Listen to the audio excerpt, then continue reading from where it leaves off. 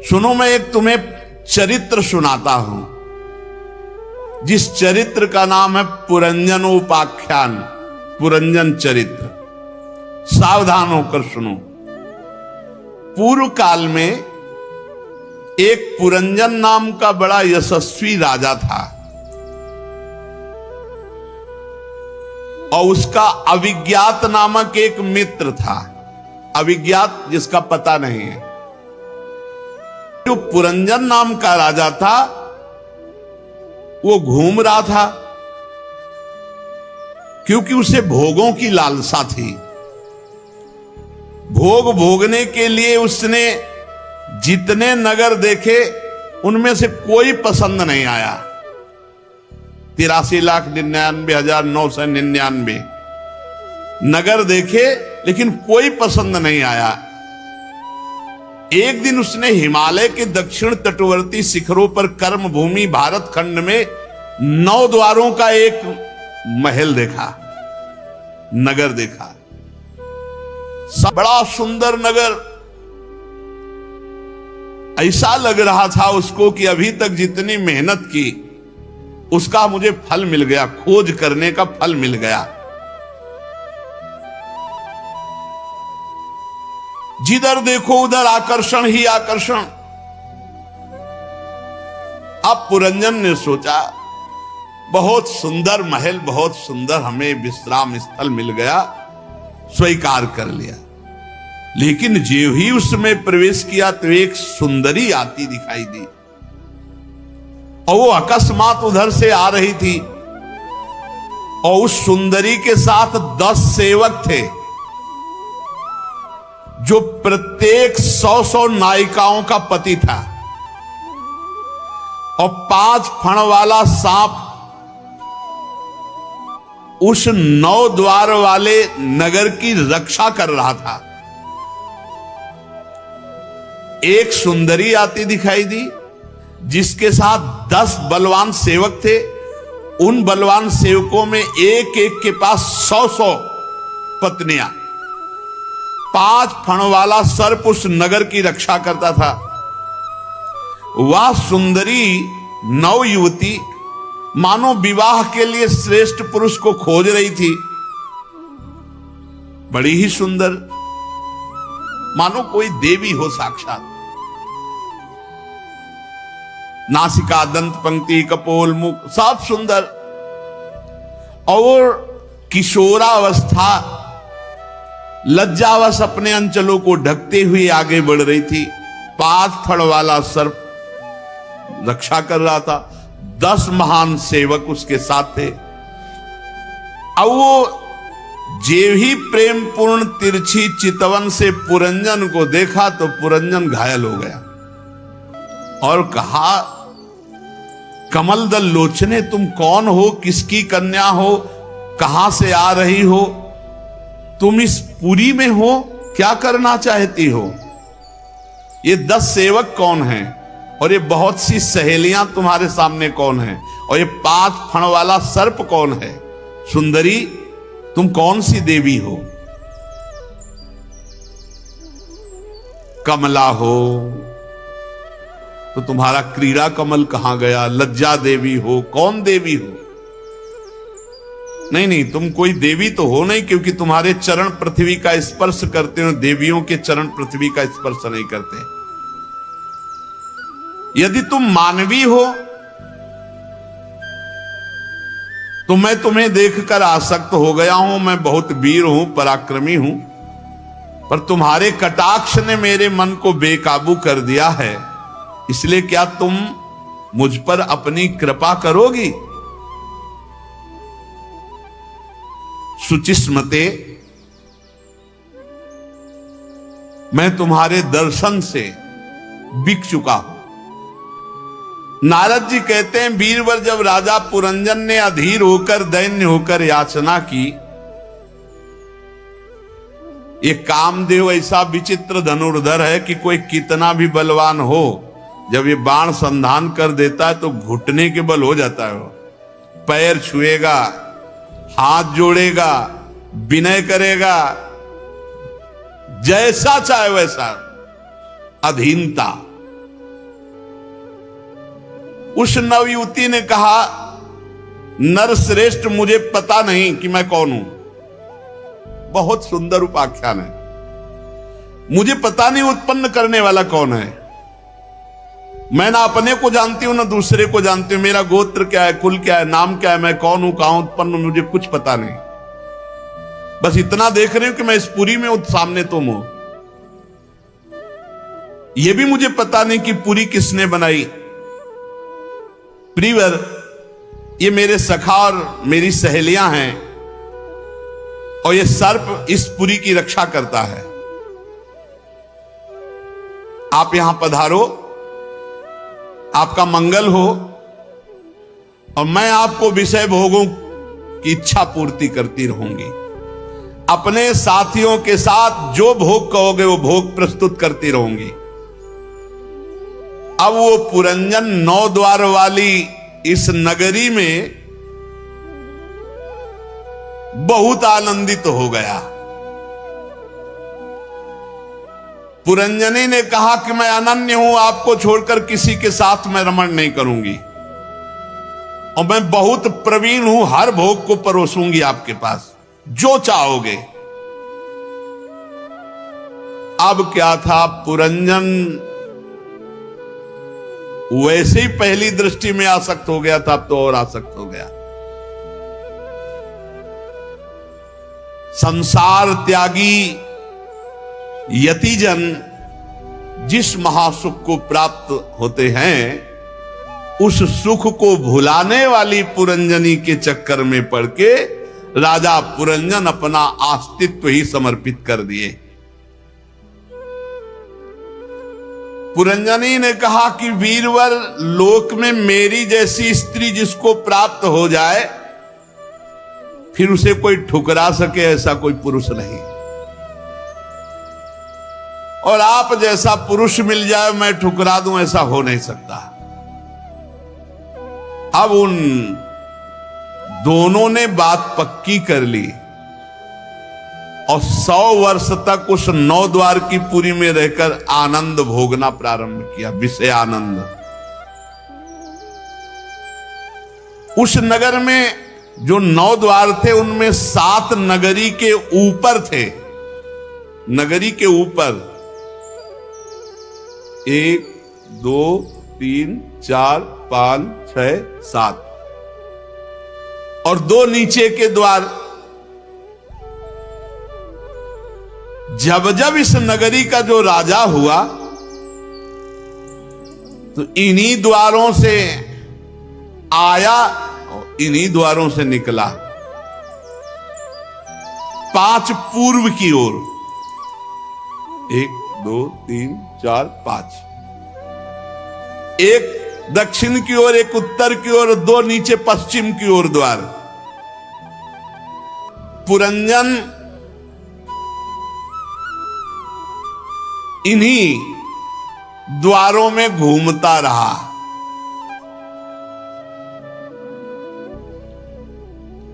इस नगर के निवासियों में निर्वाक और पेशकृत ये 2 नागरिक अंधे थे। इनका आश्रय लेकर के जाता है। अब वो पुरंजनी को प्रसन्न करने के लिए ही पूरा जीवन लगा दिया। कैसे ठगा गया, रमणी के हाथ ठगा गया, ठगा गया रमणी के द्वारा। अधीनता पे अधीनता, अधीनता पे अधीनता। अब वो मद्यपान करती, इसको भी मद्यपान कराती। ये मद से उन्मत्त हो करके अगर पुरंजनी गाती तो ये गाता, पुरंजनी हंसती तो पुरंजन हंसता, वो रोती तो ये रोता, जो करे बस वैसे ही। वो दौड़ती तो आप दौड़ता, वो खड़ी हो जाती तो आप खड़े, जो वो कहती वही। ठगा गया। सुंदरी पुरंजनी के द्वारा राजा पुरंजन ठगा गया। पूरा का पूरा पुरंजनी का जो परिकर था इस राजा को रौंद दिया, अपने अधीन कर लिया। वो मूर्ख अपने को घर पाले हुए बंदर के समान बना लिया। इसका रूपक आगे वर्णन करेंगे।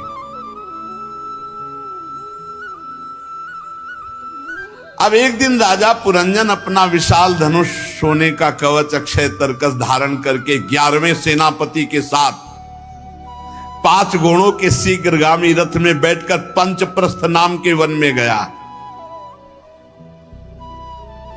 2 पहिए, 1 धुरी, 3 ध्वजा, 5 डोरी, 1 लगाम, 1 सारथी, 1 रथी बैठने का स्थान जहां पुरंजन बैठा। बहुत सुंदर नारद जी रूपक दे रहे। अब वो शिकार खेलने के शौक में कौन परवाह करता है क्या करन, मतलब किसको मारना चाहिए किसको नहीं मारना चाहिए। शिकार के शौक में बड़े अपराध किए, अर्थात भोग वासना के शौक में मनमानी आसुरी प्रवृत्ति से। जो इस पुरंजनी को प्रसन्न करने के चक्कर में फंसा हुआ पुरंजन है, वो ये नहीं जान रहा मैं ऐसे आचरण कर रहा हूं जिनके कारण मुझे अधम योनियों में, नरक में जाना पड़ेगा। कैसे पुरंजनी मुस्कुरा दे। पुरंजनी मुस्कुराती तो है पर अधीन करके। जैसे जैसे जीव अधीन हो जाता है वैसे वैसे बुद्धि उसको आसक्त करती चली जाती है। अरे बहुत दुर्दशा है, इस खेल को जान जाए तो जीवन मुक्त अभी हो जाए, भाग पड़ो। ये पुरंजनी का नाटक है, इसमें पुरंजन भोग इच्छा से फंस गया। इच्छा छोड़ दो, पुरंजन कौन है? अविज्ञात सखा पुरंजन दोनों एक हो जाएंगे। जैसे दर्पण हटाओ तो प्रतिबिंब खत्म। अब जो ही वो शिकार खेल के आया तो पुरंजनी बोली नहीं। वो दासियों से हाथ जोड़ के पूछा पुरंजन की, मेरा तो सर्वस्व लुट गया, क्या अपराध बन गया मुझसे? दासियों ने कहा, नरनाथ मुझे मालूम नहीं तुम्हारी प्रिय पत्नी ने क्या ठाना है, वो आज तो बोलेंगी ही नहीं, नाराज है। पुरंजन आसक्त हो चुका था, अस्त व्यस्त होकर चरणों में गिर गया। पुरंजनी बहुत व्याकुल होकर चरणों में गिरा और बोला, सुंदरी, वे सेवक तो बड़े अभागे होते जो अपने स्वामी को प्रसन्न न कर पावे, और मेरे से यदि अपराध बना तो उचित दंड दीजिए, क्योंकि अपने प्यारे के द्वारा दिया हुआ दंड बहुत मीठा होता है। पर आप ना बोले ऐसा ठीक, ये दंड मत दीजिए। अब जो जो विनय स्त्रैण पुरुष करता है वो सब पुरंजन ने विनय की। बड़े नखरे दिखाए, लिखा है नखरा, बड़े नखरे दिखाए। और जब देखा कि पुरंजन पूरे अधीन हो चुका है तब फिर मुस्कुरा दिया।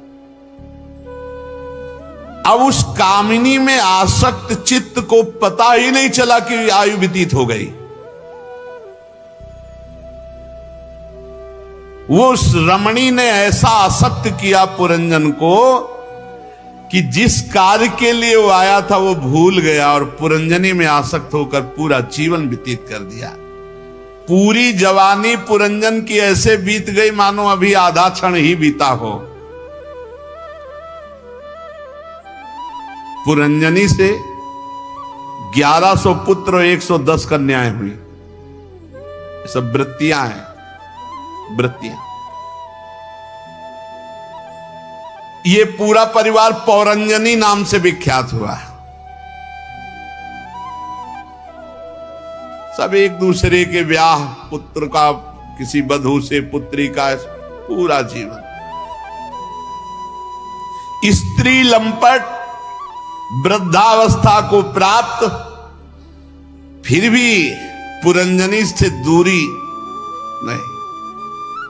इतने में चंडवेग नाम का एक गंधर्वराज, 360 महाबलवान गंधर्व उसके अंदर में रहते हैं।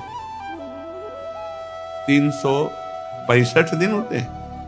360 महाबलवान गंधर्व, और इनके साथ मिथुन भाव से उतनी ही गंधर्वियां। मिथुन भाव कृष्ण पक्ष, शुक्ल पक्ष। बारी बारी से चक्कर लगाकर भोग विलास सामग्रियों की भरी पूरी इस 9 द्वारों वाली नगरी को ये नष्ट करती रहती है। चंडवेग अपने अनुचरों के साथ राजा पुरंजन के नगर को विध्वंस करना प्रारंभ किया तो 5 फण वाले सर्प ने रोका। ये पुरंजनपुरी की चौकसी करने वाला 100 वर्ष तक अकेला लड़ता रहा, 720 गंधर्व गंधर्वियों से युद्ध करता रहा, बहुत से वीरों के साथ युद्ध करने के कारण वो बलहीन हो गया। अब स्त्री के वशीभूत महल में पड़ा हुआ पुरंजन बूढ़ा स्त्री के समीप ही, उसे पता चला कि अब तो आसपास शत्रुओं ने घेर लिया। एक दिन काल की एक कन्या वर की खोज में त्रिलोकी में भटक रही थी, किसी ने स्वीकार नहीं किया। काल की कन्या वृद्धावस्था, जरा, उसे दुर्भगा कहता थे तो इसलिए कोई उसे स्वीकार नहीं किया। उसने जबरदस्ती आकर के पुरंजन को स्वीकार किया। बूढ़ी अवस्था, वृद्धावस्था। यमनराज अपने श्रेष्ठ वीरों के साथ ऊपर से चढ़ाई कर दी पुरंजन के ऊपर, और ये गुप्त रूप से पता ही नहीं चल पाया पुरंजन को। ये काल कन्या जिसके यहां जाती, जिसके समीप जाती, जर्जर कर देती है, और यमनराज मृत्यु फिर उसे नष्ट कर देता है। प्रज्वाल नामक उसका भाई है। ये भयंकर गति से त्रिभुवन में विचरते रहते हैं। अब बलात् इतना आक्रमण हुआ उसकी नगरी में, सब नष्ट भ्रष्ट हो गई पूरी नगरी। आंखों से दिखता नहीं है, कान से सुनता नहीं है, दांत भी काम नहीं कर रहे, ये सब वृद्धावस्था। यमनों ने बलात् उसका ऐश्वर्य लूट लिया। अब जब पुरंजन ने देखा कि सब कुछ नष्ट भ्रष्ट हो गया, तो पुरंजनी का आलिंगन किए हुए पड़ा। अब भी अगर छोड़ दे तो बच जाए, पर वो भोगों की लालसा अब भी है। वो अपनी स्त्री में अब भी वैसे ही आसक्त है जैसे पहले दिन मिला था वैसे से। अब जब बिछुड़ने का समय आया,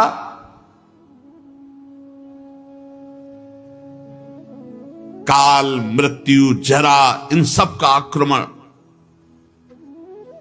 प्रज्वाल ने आग लगा दी पूरी पुरी में, नगरी जलने लगी। पुरंजन बड़ा व्याकुल हुआ।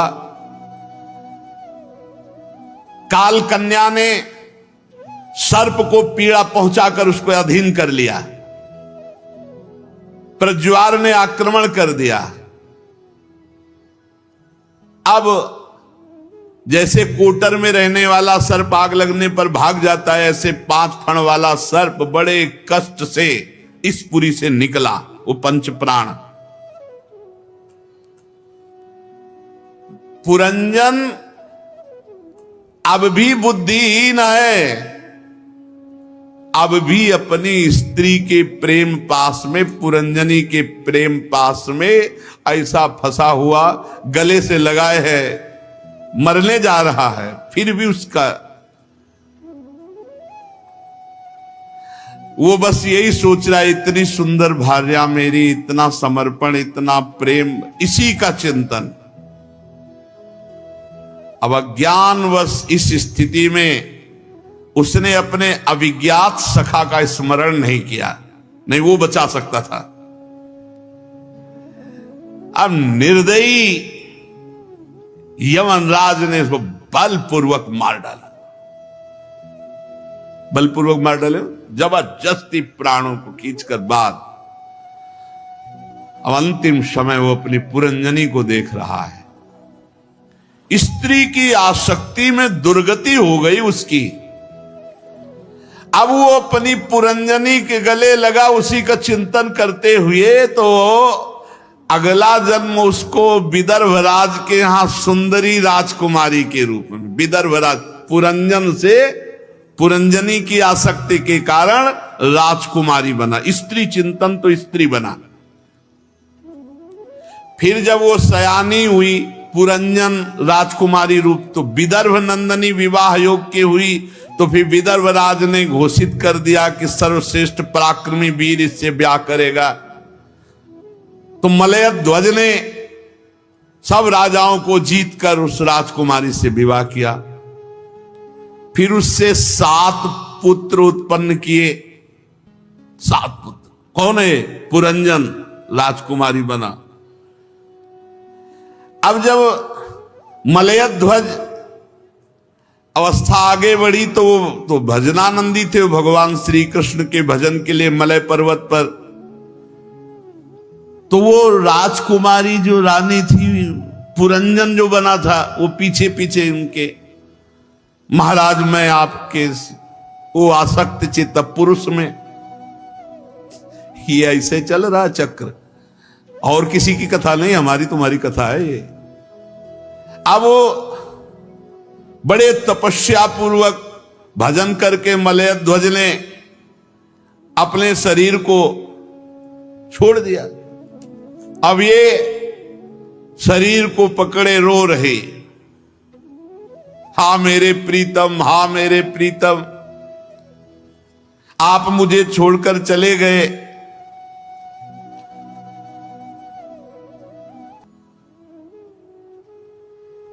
भगवान ने उस समय कृपा की।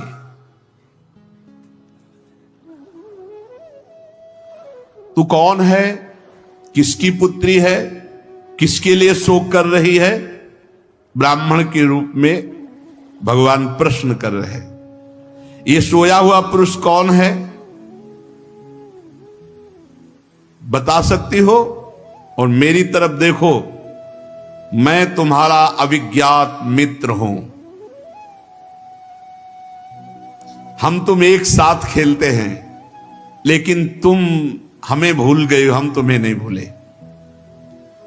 सखा मेरी याद कर, मैं तुम्हारा अविज्ञात नामक सखा हूं।